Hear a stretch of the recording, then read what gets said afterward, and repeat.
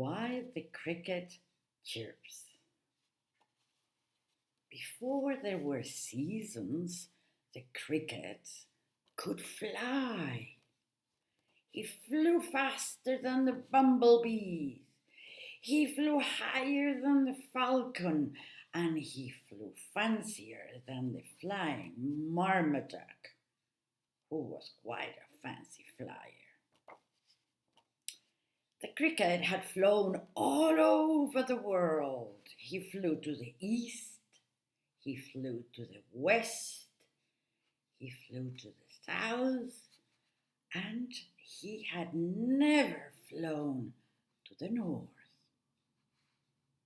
The ant tried to warn him that he should not try.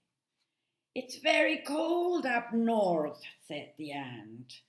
"Too cold for an ant and too cold for a cricket." The cricket, however, did not listen, because crickets do whatever they want. He set off for the north that very night. It did not take him long to get there, because he was such a fantastically fast and fancy flyer. The cricket landed next to a pine tree as the sun began setting. There was snow everywhere he looked. There was snow on the trees, there was snow on the ground, and there was snow on the top of mountains. The moose came walking over to him very slowly. "Oh, hello," said the moose. "Bundle up, night time is coming." The cricket did not listen, because crickets do whatever they want. He flew up into a pine tree to settle in for a good sleep. He did this quickly because he's such an incredibly fast and fancy flyer.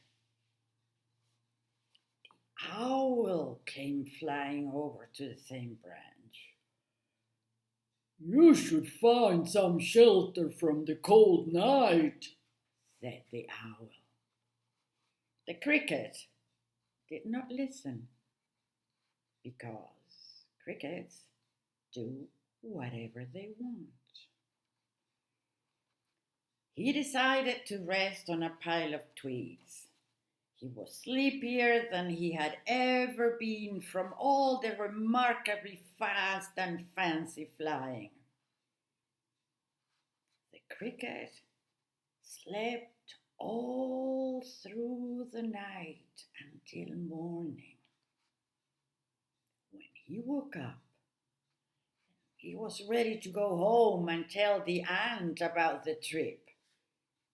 He hopped high in the air to start flying, but he couldn't. Instead, he fell right back into the snow.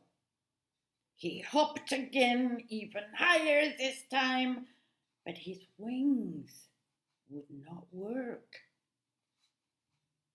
They had frozen solid during the night. He tried to warm them up by rubbing them together, but it was no use. The cricket then had to hop all the way home. It took him days and days and days to return.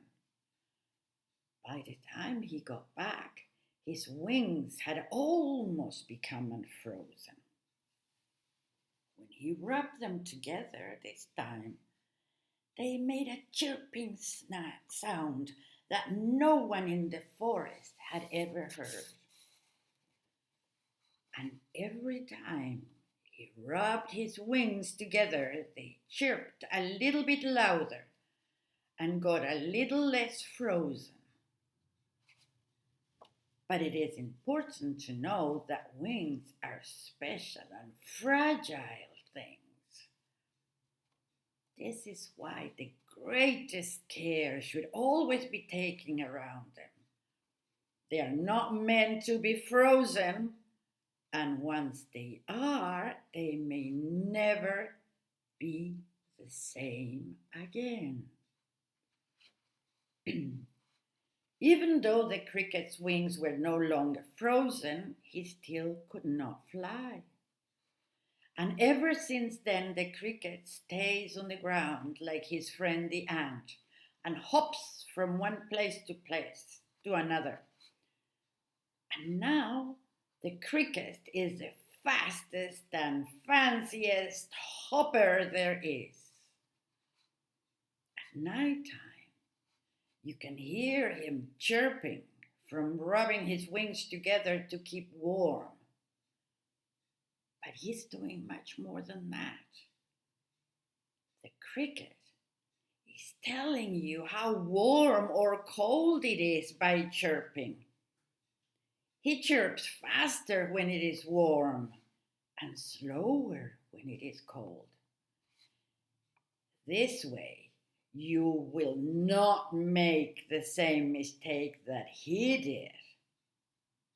Well, however, that is only if you decide to listen.